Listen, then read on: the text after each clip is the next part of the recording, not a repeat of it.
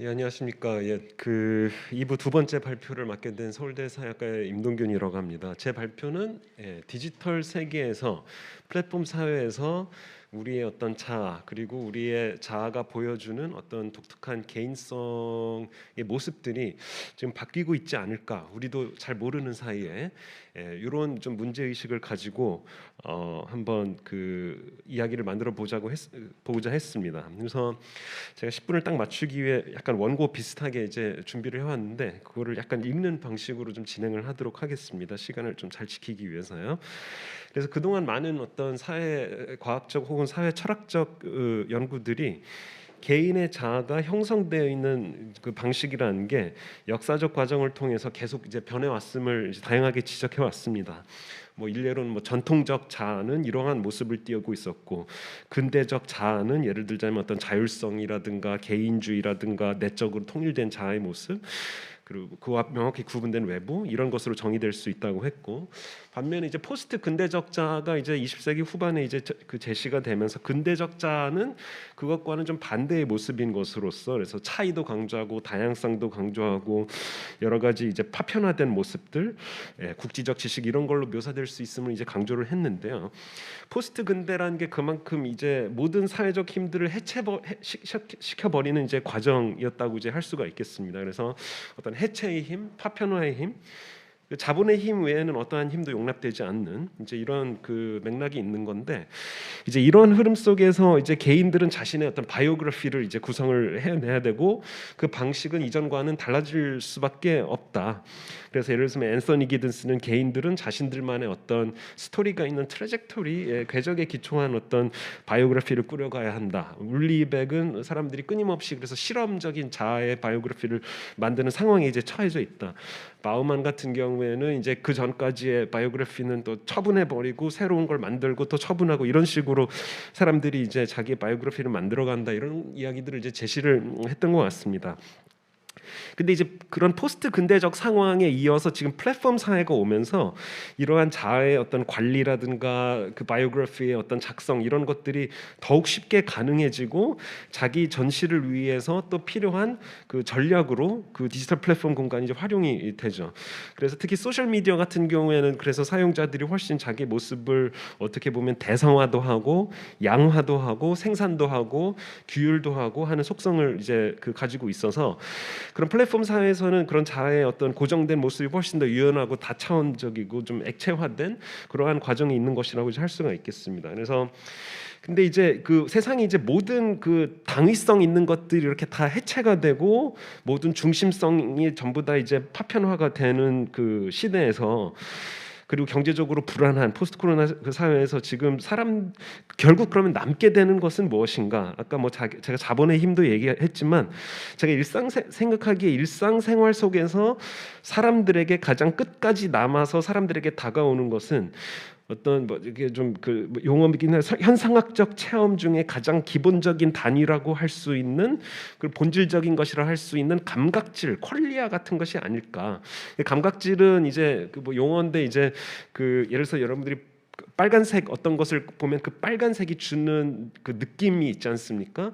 아니면 예를 들어서 무슨 음식을 먹었을 때 음식이 주는 고유한 그 어떤 느낌, 무엇을 볼 때 그것이 주는 느낌, 느낌적인 느낌이라고 해야 될까, 이제 이런 게 감각질인데, 그런 걸 바탕으로 하는 인식, 판단 이런 게 이제 그 점점점 중요해지고 확대해지지 않을까, 이제 이런 생각이 듭니다. 그리고 그 퀄리아라는 거는 뭐 여러 다른 연구들에서도 얘기를 하지만 이제 자아랑도 이제 그 연결이 되어 있고요.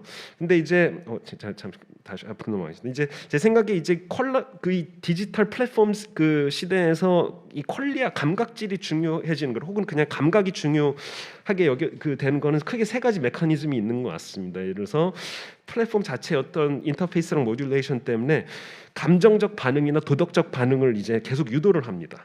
그리고 불확실성에 개인들이 놓여 있기 때문에 자기 자신에 대한 어떤 보호 감각을 이제 추구하려고 하죠. 사람들이 요즘에 반려 뭐 식물, 동물, 가구 뭐 이런 거 이제 추구한 반려돌 뭐 추구 이런 것처럼. 그리고 세 번째로 이제 인터넷 혹은 IT 모바일 스크린 같은 게 폭발적으로 발전하고 이제 편재하게 됨으로써 사람들이 늘상 거의 신체 일부분의 상태로 그런 공감각적 이미지에 늘상 노출이 되게 됩니다.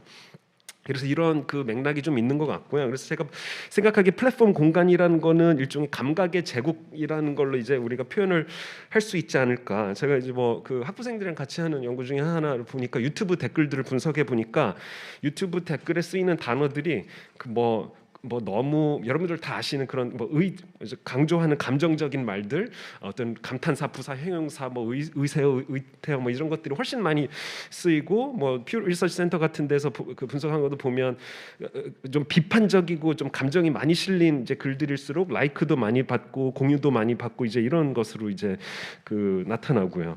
그래서 이제 그 소셜 그리고 미디어 플랫폼들이 제공하는 기본적인 상호작용 인터페이스 자체가 감정적 반응을 통해서 이제 상호작용이 이루어지도록 하는 유도하는 측면이 이제 강해서, 생각해 보시면 이제 우리가 일상생활에서 다른 사람들과 대화를 할 때보다 훨씬 더, 그래서 뭐 별점을 매긴다든지 댓글을 점수를 매긴다든지 좋아요를 누른다든지 여러 가지 그 감정을 표현하는 그것이 훨씬 더 활성화되어 있습니다. 그래서 개인이 모바일 기기를 접속하는 순간적인 그 이모셔널로지라고 할 수 있는 어떤 그 형식을 이제 플랫폼이 이제 제공해 준다고 생각이 됩니다. 그래서 이걸 제 생각에는 이제 플랫폼이 가지고 있는 어떤 감각의 제국적인 속성이 아닌가. 그러니까 제국이라는 게 어떤 힘을 가진 중심이 다른 영역까지 통치권을 발휘해서 지배를 하고 패권적 지위를 가진 것이라고 했을 때, 플랫폼을 공간을 지배하는 중심적 질서가 감각이고 감각질적인 것이고 감정이 아닐까. 그것이 정치 영역에도 그 힘을 뻗치고 있고, 인간관계 사적 상호작용 영역에도 힘을 뻗치고 있고, 물론 이제 상품의 영역이나 산업적인 영역에도 끊임없이 이제 미치고, 사람의 어떤 아이덴티티 영역에도 그런 감각이 영향을 미치고 이제 그런 것 같습니다. 그래서 이런 감각의 우월적 지위라고 하는 게 현대의 어떤 미학적 자본주의, 감성적 자본주의의 강화와 괴를 같이 하고, 또 플랫폼 때문에 가능해지는 어떤 취향에 맞춘 세분화된 시장, 그리고 진정성에 대한 요구, 그리고 소비자들이 이제 어떤 대중 상품이 아니라 의미와 감각을 소비하는 것. 이래서 커피 같은 경우에 예전에는 그냥 물리적 상품으로서의 커피를 그냥 소비하는 거였는데, 지금은 무슨 맛과 향을 음미하고 이제 그 커피 마시는 특별한 시간을 가지게끔 하는 그런 익스피리언스 이코노미로서 이제 상품으로서 이제 변한 게 이제 그러한 예가 되겠죠. 그래서 이런 감각적 퀄리아에 놓인 그 디지털 세계에서 개인들은 어떤 그 전략을 가지고 행위를 하게 된가, 여러 가지 이제 모습을 그려볼 수 있겠습니다만, 제 생각에 가장 중요한 점 중에 하나는 이제 그 시각 중에, 저는 여기서 이제 대화적 자라는 그 이론과 관점이 있는데, 그 개인들이 끊임없이 내부에서 다양한 그 사회적 힘들이 생산해내는 내적인 그 혼란스러운 대화 상황에, 일종의 대화의 경기장에 그 이제 놓이게 된다는 거죠. 이제 사회적 힘과 경제적 힘, 문화적 힘들이 그 개인의 머릿속 안에 다양한 다이얼로그들을 이제 만들어내고 혼란스러운 상태인데, 늘 이제 손에 스마트폰을 이제 쥐고 있는 그 개인들은 그런 디지털 플랫폼의 어떤 감각적인 어떤 이미지들 속에서, 그리고 혹은 그 안에서 펼쳐지는 어쨌든 정치적 정동에 이제 몰두함으로써 이제 자신의 정체성이나 아니면 상대적 이제 위치를 찾고, 아니면 그것을 이용해서 어떤 그 새로운 문해력을 가지 감각적 질서에 대한 그 해동력을 바탕으로 한 어떤 감정적 자본가가 되는 것 같습니다. 그럼 전반적으로 이거를 어떻게 평가하고 전망을 할 것이냐? 제 생각에는 이제 그 디지털 플랫폼 세계를 바탕으로 이제 감각이라는 것이 새로운 질서나 패권적인 힘을 가진 그 무엇이 될 것이라고 점점 더 생각이 되고요. 왜냐하면 퀄리아라는 게 이제 인간 체험의 가장 근본적인 단위에 가깝기 때문에 가장 해체 불가능한 단단하고 직접적인 그 힘을 가지고 있어서, 그 웹을 통해 연결된 개인의 개인성이 그거에서 직접적으로 더 영향을 받거나 종속될 것 같고, 이렇게 변화한 세상이 그럼 좋은 세상일까 나쁜 세상일까? 이제 PPT에 나오는 것처럼 긍정적인 요소들이 분명히 있음을 이제 그 부정할 수는 없어. 심미적 만족감이라든가 감각적인 어떤 쾌감이라든가 이런 것도 분명히 이제 부정적인 건 아닐 텐데요. 근데 이제 앞서 제가 말씀드렸던 개인의 전략과 관련해서 이제 언급했듯이, 그러한 세계 안에서 살고 있는 현대인들이 과연 이제 안온하고 자기 만족적인 상태에서 살아갈 수 있을지는 좀 회의적인 시선을 던지지 않을 수가 없을 것 같은데, 예를 들어서 그 설문조사 이제 이번에 이제 하게 된 그 설문조사 분석 결과, 소위 말하는 그 포모가 높은 사람들일수록 SNS를 훨씬 더 더 이제 불안하게 사용하고 중독도 되고 집착도 하고 그러면서도 놓지 못하는 그런 모습을 보였는데 이제 기존의 연구 결과들을 종합해서 생각해 보면 사실상 SNS 사용으로 인해서 그런 포모나 부정적 감정이 이제 더 증폭이 되는 그런 가능성을 이제 배제할 수는 이제 없는 것 같습니다. 물론 개인들이 그렇게 물론 수동적이기만 한 것은 아니고 제가 별개로 진행한 어떤 질적 조사에서는 또 개인들이 그걸 주체적으로 이용하고 활용하려는 노력도 분명히 나타나더라고요. 그러니까 이게 적극성과 수동성 사이에서 막 왔다 갔다 하는 그런 모습인 것 같습니다. 그래서 결국 이 감각의 제국이라고 하는 이 강력하고 견고한 제국적 질서의 밑바탕에는 이제 마치 어떤 안정적인 거시적 세계가 있으면 그 밑바탕에 그 확률적으로 양자 세계가 요동치고 있지 않습니까?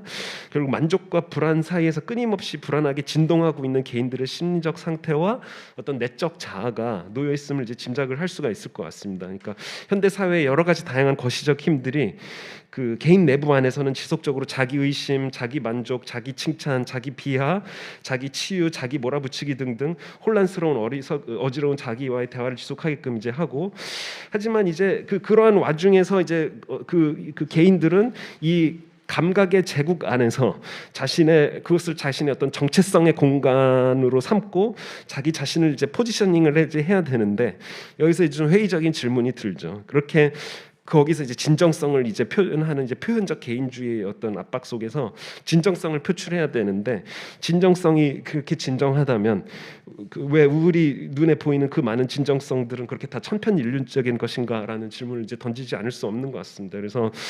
그래서 이제 제 생각에 이제 결국 여기서 다시 예전에 그 분들이 말씀하셨던 진정한 개인성을 가진, 진정한 개성을, 인디비주얼리티를 가진 것은 자본뿐이고 개인들은 진정한 의미에서는 그런 그 개인성을 가지지 못한 채 종속되어 있다라는 오래전 진단이 좀 떠오르는 것 같습니다. 예, 이것으로 마치겠습니다. 감사합니다.